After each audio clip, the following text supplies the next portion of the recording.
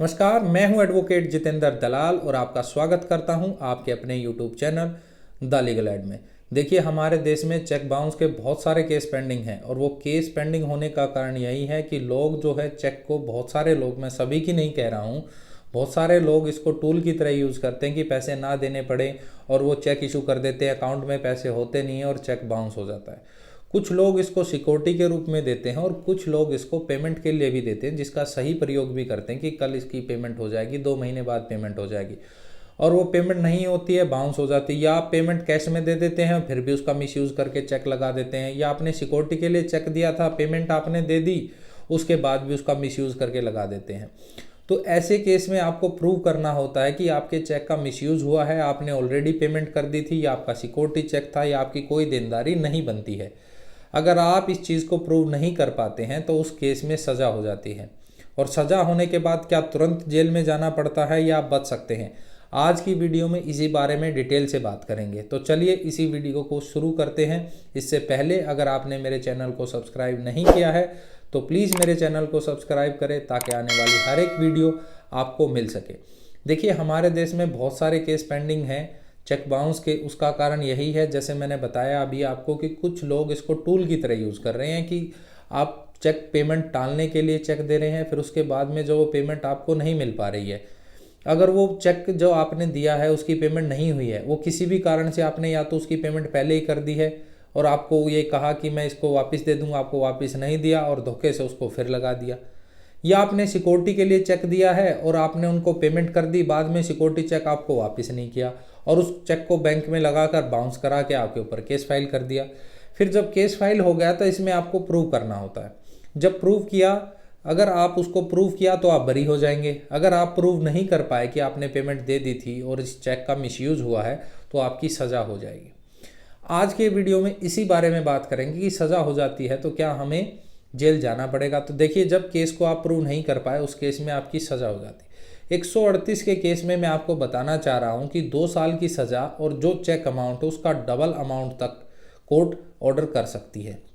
अगर आपकी सज़ा हो गई है, चाहे वो 1 महीने की हुई हो या 2 महीने की, 5 महीने की, 6 महीने की या 2 साल की, तो तुरंत आपको जेल नहीं जाना पड़ेगा, क्योंकि 389 में 3 में ये प्रोविज़न है कि किसी भी एमएम से अगर कोई सज़ा हुई है, किसी भी एमएम से, मजिस्ट्रेट फर्स्ट क्लास से अगर सज़ा हुई है तो आपको अपील, अगर वो करना चाहता है वह व्यक्ति, तो अपील के लिए आपको समय दिया जाएगा। अगर आपकी सज़ा हो गई है, आपको 389 के क्लॉज 3 में आपको एप्लीकेशन मूव करनी है और वहाँ पे ये कहना है या लिखना है कि मैं इस फैसले से संतुष्ट नहीं हूँ, मैं इसकी अपील सेशन कोर्ट में करना चाहता हूँ। इसके बाद आपको क्या करना है, सेशन कोर्ट के लिए आपको टाइम मिलेगा। यहाँ पे आप देखें, अगर आप लोअर कोर्ट यानी एमएम और मजिस्ट्रेट फर्स्ट क्लास से अगर आप जाना चाह रहे हैं सेशन कोर्ट में, और सेशन कोर्ट में अगर आपको जाना है तो वहाँ पे आपको 30 दिन का टाइम मिल रहा है। अगर किसी भी केस में अगर सेशन कोर्ट से हाई कोर्ट में अपील करनी होती है तो वहाँ पर आपको 90 दिन का टाइम मिलेगा। यहीं पर मैं आपको बताना चाह रहा हूँ, 30 दिन आपको सेशन के लिए और 90 दिन आपको हाई कोर्ट के लिए मिलेंगे। उसके साथ ही फिर आपको ड्राफ्ट करनी होती है अपनी अपील। तो देखिए, जैसे ही आपने 389 के क्लॉज 3 में एप्लीकेशन लगाई, उसके बाद आपको 30 दिन का टाइम मिल गया।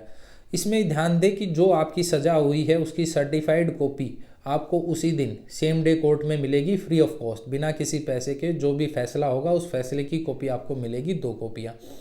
उसको आपने पढ़ना है अच्छे से, अपने वकील साहब के साथ तैयार करवाना अपील में आप पहले brief fact of the case लिखेंगे कि कब चेक दिया, कैसे क्या हुआ। उसके बाद जो मेन पार्ट है वो है ग्राउंड्स ऑफ अपील। तो ग्राउंड्स ऑफ अपील में आप क्या लिखेंगे, ग्राउंड्स ऑफ अपील में आप लिखेंगे कि क्या ऐसे फैक्ट हैं जो कोर्ट ने कंसिडर नहीं किए, किस एविडेंस को वेट नहीं दिया कोर्ट ने, किस फैक्ट को कोर्ट ने पढ़ना चाहिए था, उस पर जाना चाहिए था, उस पर कोर्ट नहीं गई। बहुत ही इंपॉर्टेंट है। और साथ ही रिलीफ में ये लिखना है कि जो ये आपकी सेंटेंस हुई है, जो सज़ा हुई है, इसको सेट असाइड किया जाए और मुझे बरी किया जाए। ये लिखना बहुत ही ज़रूरी होता है।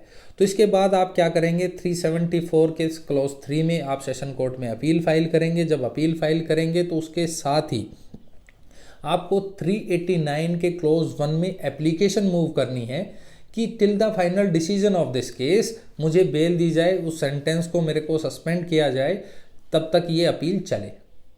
ये एप्लीकेशन आपको लगाना बहुत ज़रूरी है। अगर आप सिर्फ अपील फाइल कर देते हैं और उसके साथ ये एप्लीकेशन मूव नहीं करते हैं तो आपके against non bailable warrant issue हो जाएंगे, क्योंकि 30 दिन के अंदर आपको अपील करके वहाँ से भी सेंटेंस को सस्पेंड कराना था, जो आपने नहीं कराया है।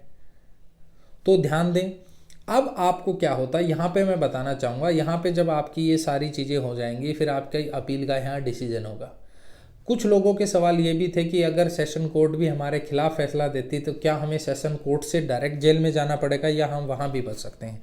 तो देखिए, मैंने आपको बताया कि अगर आपकी 3 साल से कम की सज़ा होती है, 3 साल से अगर 3 साल या 3 साल से कम की सज़ा होती है तो आपको अपील के लिए टाइम मिल जाएगा। जैसे मैंने बताया, अगर आपकी लोअर से सज़ा हुई है तो सेशन जाने के लिए 30 दिन का टाइम मिलेगा।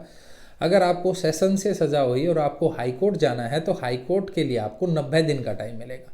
अगर सपोज़ आपका सेशन कोर्ट में भी आपके हक़ में फ़ैसला नहीं आता है, वहाँ भी आपकी सज़ा बरकरार रहती है, तो आपको फिर से यही प्रोसीजर हाई कोर्ट में करना होगा और हाई कोर्ट में आप जा सकते हैं। उम्मीद करता हूँ कि आपको वीडियो पसंद आई होगी। अगर आपका कोई सवाल है, सुझाव है, या आप हमारे लिए कॉल अपॉइंटमेंट लेना चाहते हैं कॉल के थ्रू, तो अपॉइंटमेंट दिए हुए नंबर पर आप बुक कर सकते हैं। ऐसी वीडियो पाने के लिए मेरे चैनल को सब्सक्राइब करें। जय हिंद, जय भारत।